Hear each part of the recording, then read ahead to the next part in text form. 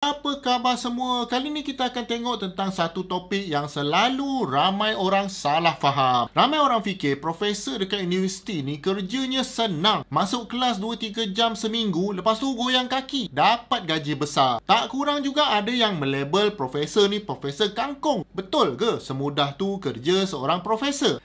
Kalau ikut pandangan dari luar, mungkin nampak macam profesor ni ada banyak masa lapang. Tapi hakikatnya kerja seorang profesor jauh lebih kompleks daripada apa yang orang nampak. Jadi sebagai seorang yang berbelas tahun kerja dalam universiti sebagai tenaga pengajar, saya akan cuba jelaskan apa sebenarnya yang profesor-profesor ni buat di universiti kepada anda. Okey, jom kita tengok. Kalau kita tengok dari sudut yang asas, profesor ada 3 tanggungjawab utama. Pertama adalah mengajar, kedua adalah membuat penyelidikan dan ketiga adalah memberi khidmat kepada universiti, masyarakat dan industri. Jadi kita akan tengok satu-satu dan anda akan nampak kenapa sebenarnya hidup seorang profesor ni agak huru-hara. Okey, kita mulakan dengan tugasan pertama iaitu mengajar. Memang betul, profesor masuk kelas kadang-kadang 3 jam sahaja seminggu. Tapi apa yang orang tak nampak adalah kerja sebelum masuk ke kelas tu. Setiap kali nak mengajar sesuatu topik, profesor nak kena sediakan nota kuliah, slide presentation, bahan bacaan, latihan, kuis dan macam-macam tugasan lagi sebab nak bagi budak-budak ni faham. Bila semester depan pula kena ajar subjek lain, kena buat lagi nota yang sama. Kadang-kadang profesor terpaksa membina semula silibus untuk memastikan pelajar ni belajar mengikut standard international. Ada juga yang kena mematuhi syarat akreditasi daripada badan profesional macam Lembaga Jurutera Malaysia ataupun MQA. Itu pun dah ambil banyak masa. Bila semester sedang berjalan pula, ada kelas yang jenis kuliah besar ni, mungkin 100-200 orang pelajar dalam satu dewan. Ada juga kelas tutorial yang lebih kecil dalam 15 ke 20 orang. Yang ini lebih interaktif lagi lah. Lepas tu ada sentiasa juga sesi consultation yang mana pelajar datang jumpa profesor untuk tanya soalan, dapatkan nasihat atau minta bantuan dari segi projek. Kadang-kadang pelajar pula WhatsApp saja, jenuh nak explain, masih tak faham-faham tapi tak nak jumpa profesor. Jadi bila cakap mengajar ni, dia bukan setakat komitmen dalam kelas, tapi dia satu proses yang memang kena prepare dan ada pula banyak susulan dia. Contohnya, jangan lupa setiap tugasan dan peperiksaan tu kena ditanda. Bayangkanlah satu kelas ada 150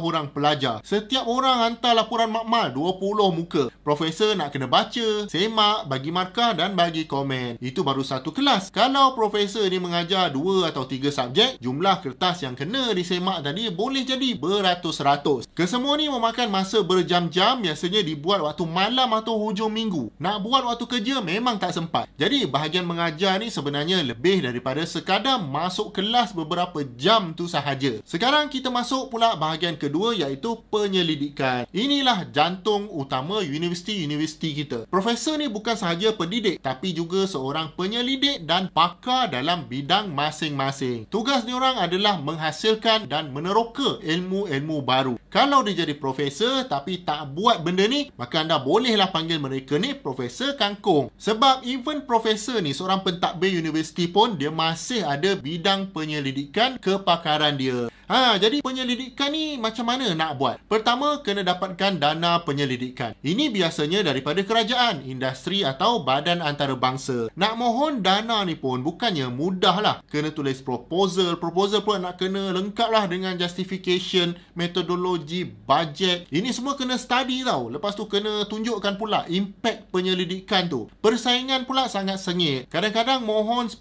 geran, dapat 1 pun dah kira nasib baik. Bila dana dah dapat, penyelidikan pun akan bermula. Profesor akan kena rancang pula eksperimen apa nak dibuat, nak beli peralatan apa. Lepas tu meeting je lah sepanjang masa untuk memastikan staf dan pelajar penyelidikan ada arah tujuan yang jelas. Dan profesor ni juga biasanya adalah penyelia untuk beberapa orang pelajar master dan PhD. Bayangkan setiap pelajar ni buat kajian bertahun-tahun. Sepanjang masa tu profesor lah yang kena pantau, nak kena semak tesis dia, bagi idea bila pelajar-pelajar ni dah sesat dan pastikan penyelidikan penyelidikan tu cukup kuat untuk diterbitkan. Kalau tak publish, nanti buat kerja syok sendiri pula. Setiap kertas penyelidikan ni pula kena melalui proses peer review yang sangat ketat. Kalau jurnal yang power-power tu memang biasalah kena reject. Pedih rasanya. Jadi proses ni sangat panjang dan stressful. Kemudian bukan setakat menulis artikel saintifik, tapi profesor juga perlu membentangkan hasil kajian dalam persidangan antarabangsa. Kadang-kadang kena terbang ke luar negara, bawa nama universiti, datang berkongsi penemuan apa yang diorang jumpa tu bersama komuniti global. Semua ni membina reputasi bukan sahaja untuk profesor tu sendiri, tapi juga untuk universiti dan untuk negara. Okey, jadi tadi bahagian pertama dah tengok iaitu pengajaran, bahagian kedua adalah penyelidikan. Bahagian ketiga adalah perkhidmatan dan pentadbiran. Ramai yang tak tahu bahawa profesor ni banyak masa dihabiskan dalam mesyuarat. Kalau pentadbir tu ada mesyuarat fakulti, mesyuarat senat universiti, jawatan kuasa kokurikulum, jawatan kuasa peperiksaan dan entah pelbagai jawatan kuasa yang lain. Semua ni penting untuk memastikan universiti berjalan lancar. Dan profesor juga terlibat dalam tugas-tugas untuk semak silibus yang baru, nak menilai kualiti program dekat institusi lain, even di luar universiti masing-masing. Inilah kerja belakang tabir yang orang luar jarang nampak. Antara tugas profesor yang lain adalah memberi sumbangan kepada masyarakat dan industri. Ada profesor yang jadi perunding kepada syarikat multinasional, bagi nasihat teknikal dan menyelesaikan masalah kejuruteraan yang kompleks. Ada juga yang aktif menulis buku, menulis artikel atau bagi ceramah umum untuk mendidik masyarakat. Dalam bidang sains sosial, profesor mungkin juga terlibat dengan dasar kerajaan, bagi input dan juga membentuk polisi negara. Jadi kerja diorang ni walaupun berada di balik tabir, tapi kesan kepada masyarakat tu memang meluas.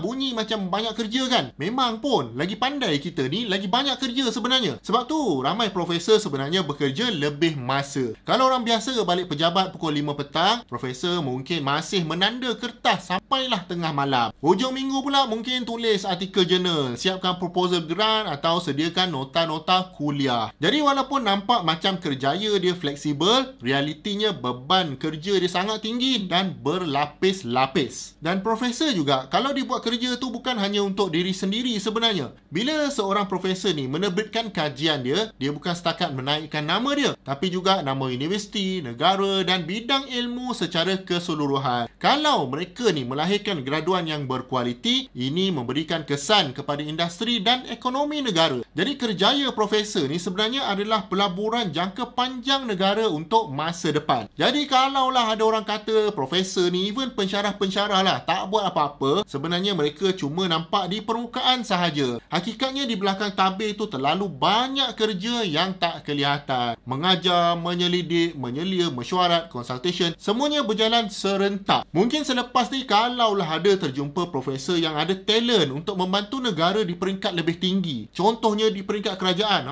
ada profesor 5-6 orang kat situ, mungkin negara kita akan jadi lebih hebat lagi. Jadi kalau lepas ni orang cakap dekat anda profesor goyang kaki lah, profesor kangkung lah, sekarang anda dah tahu apa sebenarnya yang diorang buat di universiti.